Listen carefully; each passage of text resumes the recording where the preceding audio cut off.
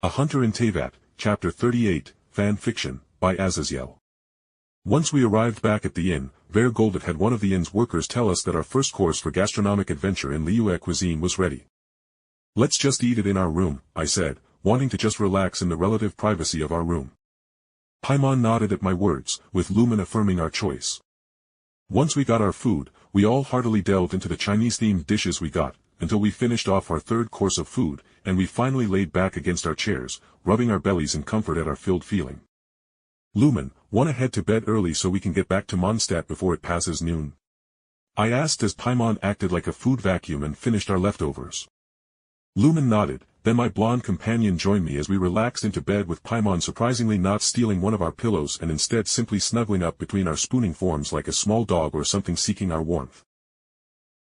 A series of violent explosions thoroughly shook us awake, and I reflexively threw myself out of bed to begin pushing my shoes on as Lumen cursed and begun to just get dressed in general. "What in the world is happening?"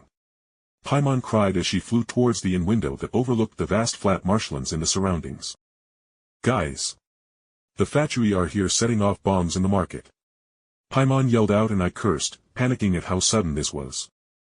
This wasn't in the factory's standard goals to randomly bomb a popular landmark in the middle of one of the most powerful nations in the damned world. "Lumen, we are dropping down with wingsuits. I am going ahead, meet me here when it's all over." I yelled as I jumped out of the room's window, still bare-chested but at least wearing my pants and boots with the rest of my clothes having been put into my space bag. People's lives were worth more than my desire to go through the time it took for me to put on my ornate Schnee outfit. "Die!" I screamed as I brought out Rain Slasher the Claymore I got last night and used gravity as my weapon to bring the massive sword straight onto an electro-delusion wielder, and the flat edge of the Rain Slasher hit the shoulder of the man so hard it was like a sledgehammer smashing into a watermelon as his flesh simply couldn't take the impact and he was split almost in half as I dragged out my sword. Seeing infantry assassin slit the throat of the fleeing serving lady that brought our food, I couldn't help but realize that the few milliliths stationed here were woefully underprepared, outnumbered and worse outmatched as a single delusion wielder could easily kill them. Smashing aside their spears and bringing down an electro-enhanced hammer onto them, for example. I stomped my feet on the ground and a massive Schnee glyph stretched out, and with a cry I augmented my geo powers with the glyph, sending geo crystals to surround all the civilians I could see before I used almost rest of my aura to summon a half-dozen ruin guards that sprinted towards the extremely confused factory troops. "Kill the vision wielder. We need the true sigil of permission." I was then beset by a number of factory agents, and I frantically threw powerful blades of wind at the teleporting Sisson mages that attempted to blindside me along with the assassins while swinging the Rain Slasher to smash aside the bigger, more melee-focused factory. Thankfully, Lumen finished getting dressed, and as she floated down from our room, she mercilessly shot sharpened geo crystals at the factory beneath her after she took out the couple of snipers in the contingent. With a cry, I began using my geo powers less entirely offensively as I made ground into an extremely deep pit, and with the sand I left behind and with the surrounding marshes. The results were as expected. The factory who couldn't teleport away all began to sink into my impromptu quicksand, and I used the rest of my geo energy to push the geo crystals I used to encase and protect the civilians up out of the quicksand as the factory who survived my trap fled. Fuck. I couldn't help but curse seeing the massive mess the place had become. Not to mention the bazaar had completely burnt down in the resulting battle, but there were literally a couple hundred bodies lying on the ground, with several visibly dying on the ground in their lifeblood. "Jake, we should probably get out of here," Lumen said, grimacing at the sight, but I shook my head.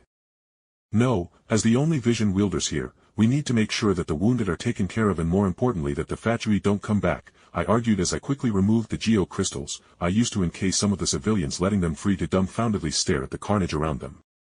Lumen sighed heavily and nodded, but still muttered. "We solved the main problem, but now we are certainly going to be pulled into Liu's nonsense." My face couldn't help but twitch as I thought. "No, we just got involved early." I used all the first aid knowledge I could recall from school as I liberally ripped people's clothes off to bind any of their wounds, even for lost limbs, as I had no idea how to cauterize a wound, and trying something like that with no training and knowledge would likely prove tortuous or even fatal for the person. Finally, a millilith soldier who helped me and Lumen treat the wounded limped over to me and saluted. "As the captain of this detachment of millilith, I thank you from the bottom of my heart for your assistance. But I must ask you to speak to my superior, Lady Kaching, who has rushed here after purging another encampment of factory scum." I nodded tiredly and offhandedly noticed that he was definitely a higher rank than the other soldiers I helped with the more ornate armor he was wearing. "Where is she?" I asked, simply wanting to get cleaned off the blood and other stuff that splattered me. Lady Keqing has ascended to the top of the inn to converse with other members of the Millelith and Liyue officials as to what will be done for this attack. The captain spat as he limped away. I looked over and saw Lumen was just walking away from another Millelith soldier, having probably given the same request, so I hurried over to her as Paimon floated over, seeing as we were no longer doing our grim tasks. The worst part about being a hero is the after-action report and questions, Lumen said, taking my hand into hers as we walked into the elevator that would take us to the top of the inn. For the ride up to the top, we shared a companionable silence before I spoke softly. Nothing will happen to Snezhnaya for this. The rest of the world is terrified of them.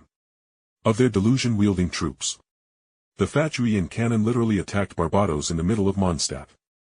Any consequences? Nope. They unsealed an insane god to drown the city of Liyue Harbor in order to simply draw out Morax. Did they face consequences for the lives and damages lost? Nope. I will not allow them to get off scot-free from this worthless slaughter. When it comes down to it, I am fully prepared to kill child should we fight in Liyue. As we walked into the room, we were guided into it.